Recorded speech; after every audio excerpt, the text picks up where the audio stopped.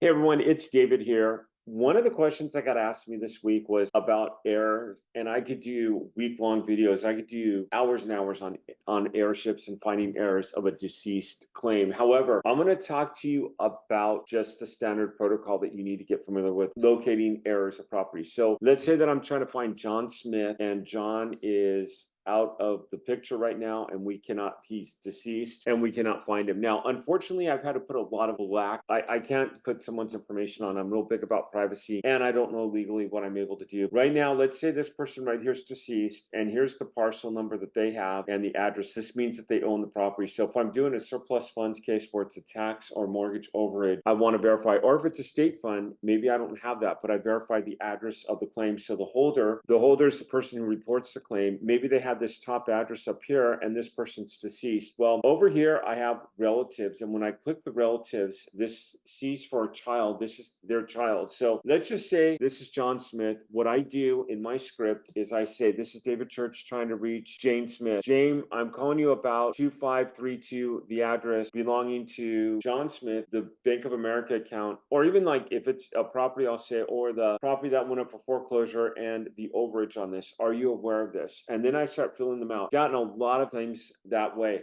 So first of all, having your script down, knowing what you're going to say. Emails, I will email. And if I email someone, I'll put the property address in and I'll put attachment in and put the description and attachment, because people tend to look at attachments more. Trust me, that is a gold nugget. I'm going to be giving you several gold nuggets, but when you send an email, if you really want someone to look at it, put a PDF attachment or a Google Doc attachment. It's not going to go to spam because it's a Google Doc. Google's not going to put their own, assuming you have a Google account, Google is not going to put their own attachments into a spam folder. It's just not what they do. And then what you do is you put something on the subject line that's creative, and then you want to be very business. You don't want to say, hi, Jane, this is David. I'm trying to reach you. I hope you're having a great day. No. Jane, this is David Church contacting you about the Bank of America account belonging to John Smith at 123 Main Street. I want to let you know that this account has gone dormant and it was across my desk and I've been assigned this file. Please contact me in regards to this account. And sometimes on the bottom, I'll put, this is not a solicitation or sales call. And then I'll put that in a Word doc, convert it to a PDF, boom, send that, attach it, send it. That's what gets attention.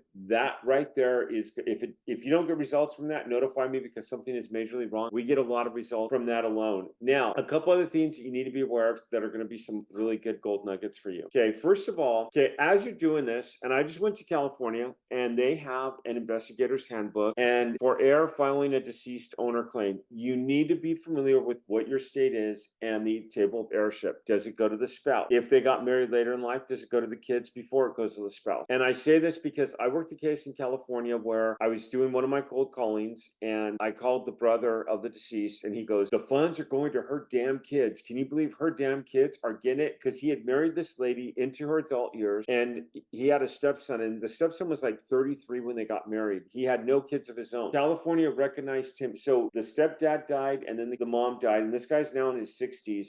So when I called him, he knew about the funds, he knew that there was a claim, and he said to me, I don't know how to go ahead and handle the claim. So I said, are you willing to allow me to handle the claim and worry about the politics? And can I get you the paperwork? The guy's like, absolutely, I'd love that. And then I said, we charge 10%.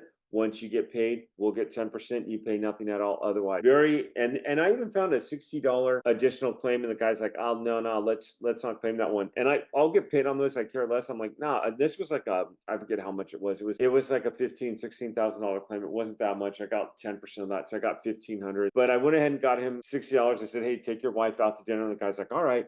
That sounds good. So I got him that additional claim and we filed the paperwork, and he was very motivated. Now, you're going to be familiar with your state and the protocols. I mean, literally open these up, read these, filing instructions for property owner, filing instructions for an heir, filing a deceased owner claim.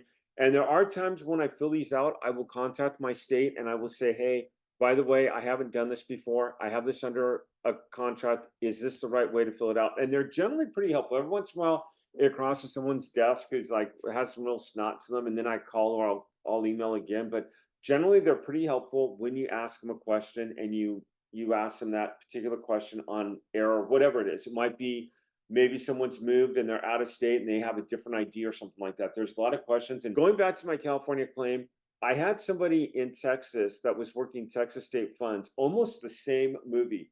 They had a stepchild that had no blood relative to the owner, the original owner of the claim, and the state of Texas decided that it needed to be a blood relative, and they denied the stepkids from getting the claim, and they wanted to go to a blood relative. So California and Texas are different. So when people ask me, how do I handle this? What I try to do is get you pointed in the right direction. The right direction is, first of all, having your script. We've covered that. This David Church trying to reach Jane. Jane, I'm calling you about the property of John Smith. I'm calling you about the Bank of America account from 123 Main Street. Are you familiar with this? And then I start educating, asking questions. Another gold nugget here is when I used to call people, I was always selling myself. Yeah, we've gotten several people paid. We can get you paid. We do this. And what I found is when I'm trying to sell myself, I'm like one of my kids when we were walking through the store. Hey, Dad, can I have this? Hey, Dad, can I have that? And it's like, no, no. But it's like, I find that when I start educating and giving the data, yeah, there was a Bank of America account at 123 Main Street. It looks like it was a cashier's check. It was made out to John Smith. It was reported to the state in 2000. I work alongside of the state. I'm licensed. With your approval, we can go ahead and assist you. And then if they want to start knowing questions about me, they're going to ask. But generally, if you come across like you know your stuff, you give them the data, you let them know what you can do for them, and you give them an action plan. It's at that case on them. You're not going to get every single deal, but you will get deals. Another huge gold nugget here is I usually use vital records when I'm ordering a death certificate. Typically, a family member has to order it, so I will go ahead and have a course of action. Meaning, a lot of times in my state, they're going to require a death certificate, a marriage certificate, birth certificates, that kind of thing. You can't just say, oh, John Smith died, Jane's his daughter, here's her driver's license, get her paid. There's going to be a protocol for getting people paid. Sometimes states allow certain people to get higher amounts when it comes to heir and deceased cases because you're doing a little more work, which is always awesome. So you want to know your state, you want to know the protocol, and you want to know. So on me with my skip tracing software, when I am skip tracing, what happens is it will notify me with a red D up here. Typically, not always, but typically if they're deceased, it'll have a big red D up on the top, and I know that they're deceased, and I could go ahead and locate them from there. So I hope this helps. This is how I find people with deceased cases. Now, one more thing on the script. A lot of times I don't know, like if they're married, if their spouse has passed, if they got married just before they passed. That book I show a lot of times, the red one on unclaimed property, that's 150 years old. It has a lot of those cases where people just got married right before they died, and the new spouse gets everything. So I ask questions like, I'll say, was he married at the time of death? And yes or no. And then, okay, it's going to go to them. And there's times where I'm talking to a kid and I'm just like, all right, did they have a will? Like, no, but they were married less than a year. Okay. I understand that you want these funds. Did they have a will? And then know your state, know the protocols. Maybe your state has a time parameter that they had to be married over 3 years in order for them to claim it. Otherwise, it goes to the kids. I mean, every state is different, and you want to know the protocols of the state. Last gold nugget I'm going to give you, and then I'll see you on the next video. Thank you for watching this.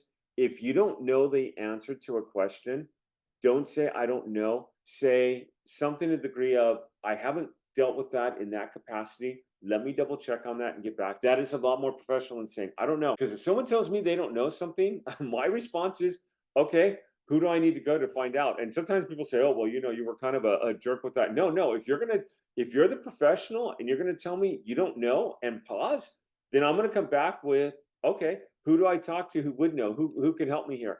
And trust me, when I do business with people, and I do a lot of business with surplus funds, I do a lot of business in dealing with government people, I do a lot of real estate, I do a lot of buying and flipping houses. If I'm talking to an agent and I ask them, so like, when are they going to be able to close? What are you going to be able to do here? And they tell me they don't know. I say, give me someone who does, because I'd like to talk to them too. I mean, if they say, and then if they come up, if they're thinking in their head, that's one thing, but I'm going off on a tangent here. Know your stuff. And if you don't know it, don't give a false answer. Just say, you know what, let me double check into that. I have an idea, and I've seen this before, but not quite like what I'm dealing with you. So like they've been married less than a year. And then I come back with another question. Did they have a will? Did they have an estate? Do you have a copy of that? Do you know how I could get a copy of that? And then I go with that question there, and I lead with that question. That way I'm still giving them a sense of direction. Hey, everyone, I hope this was helpful. This was a comment that someone left me on. I actually had a couple of comments of people saying, hey, I don't know how to quite deal with heirs. Again, I can go on a whole week long. This is Heir 101 intro on getting people paid unclaimed money. Hey, everyone, let me know how it's going. Comment on this video. I'm also giving out some freebies, and I want the first 50 people that comment on all my videos. I'm going to be doing a raffle drawing. So if you haven't commented on one of my videos, ask a question, just comment. I would love to see you and interact with you, and I'll see you around. Thanks.